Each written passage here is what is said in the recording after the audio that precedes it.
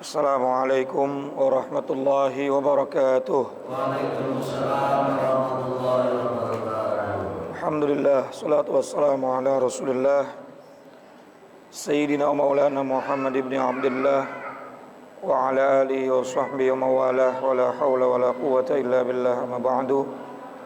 Yang saya hormati guru-guru kita, Kiai Haji Dr. Andes Muhammad Ja'far, Kiai Haji Ahmad Habibi Abdul Rashid Ramli, Kiai Haji Farah Furqan Mukarrab bin Yusuf. Mudah-mudahan beliau-beliau semua sehat afiat, panjang umur, dan seluruh para jamaah, bil khusus pengurus Majelis Ta'lim Ukhuwah Islamiyah, Bapak Haji Basroin, Ustaz Haji Muhammad Tahir, pengurus Masjid An-Nasuha, dan para jamaah yang hadir, mudah-mudahan semuanya dimuliakan Allah Subhanahu wa taala. Tanpa berpanjang kalam, mari sama kita lanjutkan pembahasan kitab kita. Kembali kita baca suratul Fatihah. Mudah-mudahan Allah memberikan kita ilmu yang manfaat, yang bisa membuat kita hidup selamat dunia sampai akhirat. Al-Fatihah bil qabul wa ila hadratir Rasul. Ala hadhihi niyyah wa ala kulli niyatin salihah wa ala man wasalafus salih wa ila hadratin Nabil Mustafa Sayyidina wa Habibina wa Syafi'ana Maulana Muhammadin sallallahu alaihi wasallam wa ala alihi wa sahbihi wa dzurriyyatihi wa libaitil kiram, khususan ila ruhi Sayyidi Syekh Zainuddin bin Abdul Aziz Al-Malibari Al-Fannani, Sayyidi Syekh Nawab bin Umar Al-Jawi Al-Bandani, usuli ma furu'i ma dhul huquqi alaihim ajma'in, anna Allah yu'li darajatihim fil jannah wa yu'idu alaina min barakatihim wa asrarihim wa anwarihim wa ulumihim wa nafaatihim fid dini wad dunya wal akhirah. Wa ila arwahi walidina wa abaina wa jami'al muslimina wal muslimat wal mu'minina wal mu'minat al ahya'i minhum wal amwat wa ila hadratin Nabi al-Fatihah. A'udzu billahi minasy syaithanir rajim. Bismillahirrahmanirrahim. A'udzu billahi rabbil alamin arrahmanir rahim maliki yaumiddin. Iyyaka na'budu wa iyyaka nasta'in ihdinas siratal mustaqim. Siratal ladzina an'amta 'alaihim Ghairil maghdubi 'alaihim. Rabbi ighfir li wa li walidayya. Bismillahirrahmanirrahim. Qala al-musannif rahimahullahu ta'ala wa nafa'na bi'ulumihi wa amadna bi asrari fid dharain, amin. Wa qala al-Ghazali, dan berkata al-Imam al-Ghazali fil Ihya, di dalam kitab Ihya Ulumuddin, halaman 83. Betul ya, Pak? Was-sabru darbani. Adapun sabar itu terdiri dari dua macam. Jelas suaranya, Pak? Ahaduhuma, yang pertama, badaniyun, adalah sabar badani. Katahammulil masyaqi bil badani. Sabar badani itu seperti sabar menanggung dari kesusahan, kepayahan, dan beratnya tubuh, atau sesuatu yang diderita oleh tubuh. Wa huwa, ada kalanya, imma bil fi'li kata'atil a'mal syaqqati, seperti dia menjalankan amal-amal ibadah yang berat, wa ghairiha, dan selain ibadah-ibadah yang dilakukan oleh badan kita yang berat. Badan udah enggak sanggup berdiri gara-gara mungkin asam uratnya lagi kumat, terus dia tetap berusaha berdiri waktu sholat. Sabar menahan itu namanya sabar badani. Bapak mungkin udah ngantuk ini pagi, terus bapak tahan-tahan sampai kelar doa pengajian. Sabarnya namanya sabar badani. Dan termasuk besok puasa Ramadan, Lapar banget misalnya, belum maghrib kita gagak makan. Namanya sabar badani. Segala sesuatu yang berat yang ditanggung oleh tubuh, lalu kita menahan diri sampai menyelesaikannya, itu disebutnya apa? Sabar badani. Wa imma, dan ada kalanya juga bil ihtimali, dengan dia menanggung rasa membawa,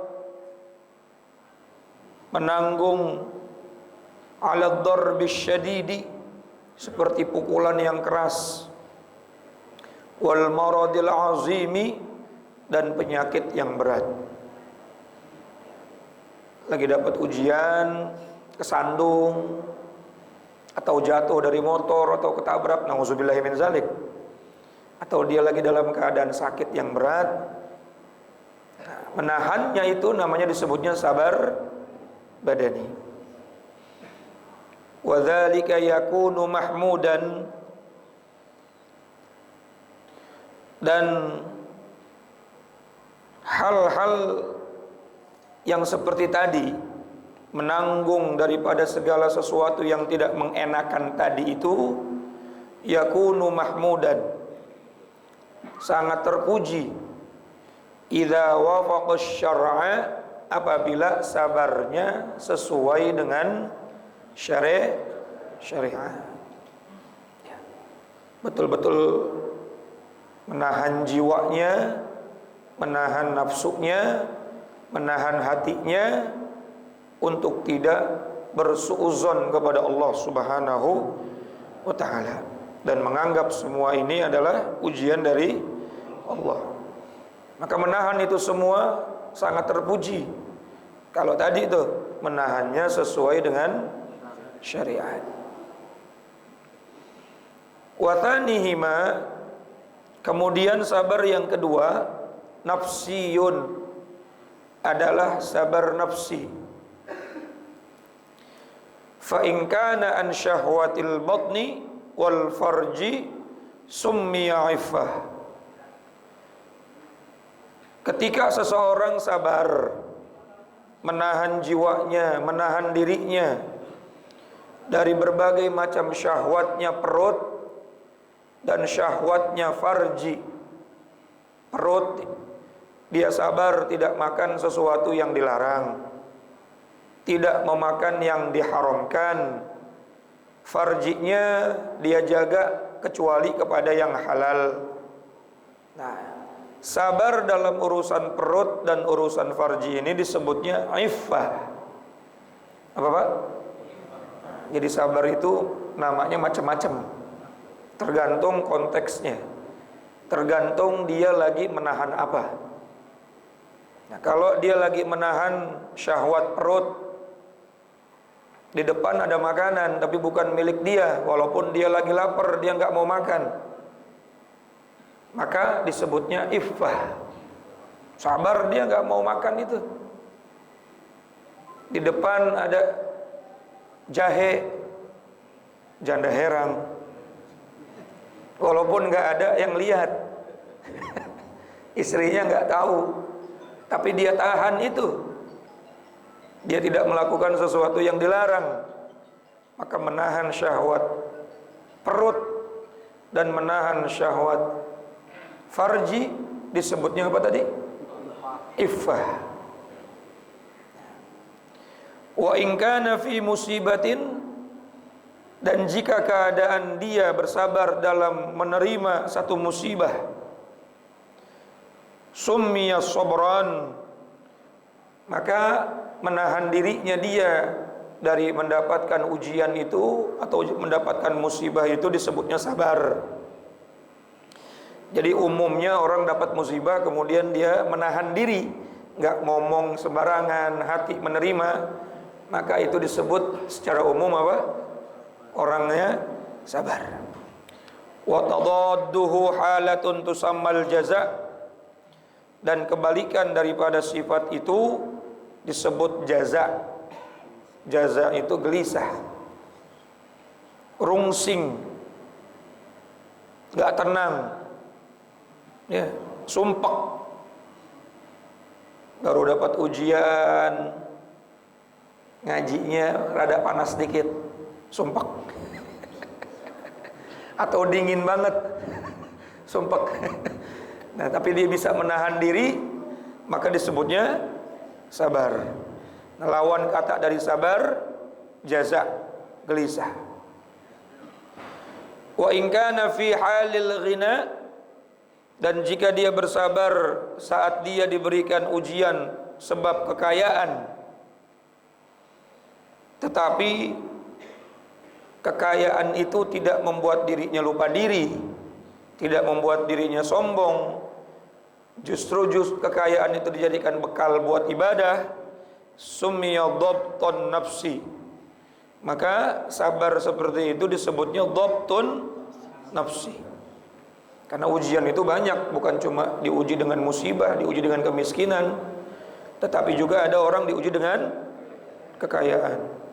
Ya, walaupun kaya, duitnya banyak, ngajinya istiqomah.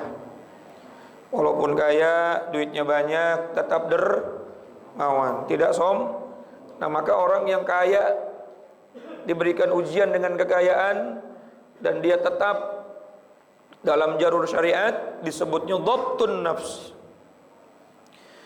Wa tadadduhu, dan kebalikan daripada sifat dhabtun nafs adalah al-batar.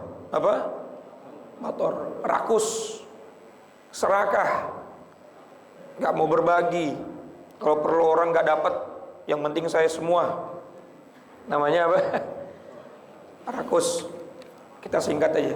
Wa in kana fi harbin, dan jika seseorang itu diuji dalam peperangan, wa muqatalatin, ya,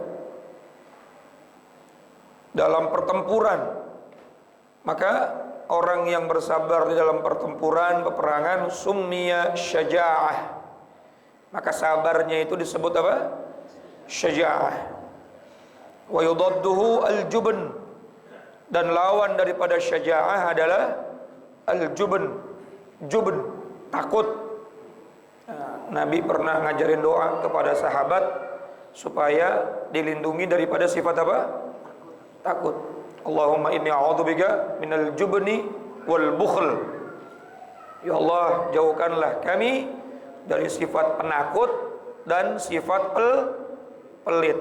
Al-jubn wal bukhl. Nah, lawan kata dari syaja'ah adalah al-jubn.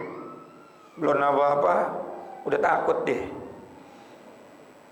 Mundur sebelum bertempur. Wa in kana fi kadhmil ghaidh, dan jika seseorang itu bersabar di dalam menahan emosi, kadhmil ghaidh,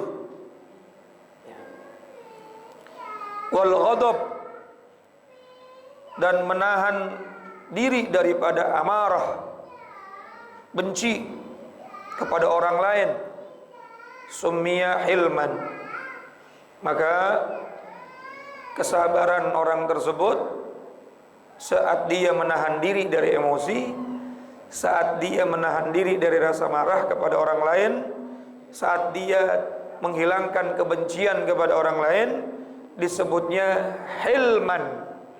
Apa? Hilman. Pakai ha, bukan ain. Hilman. Nah, ini sifatnya Allah nih, halim.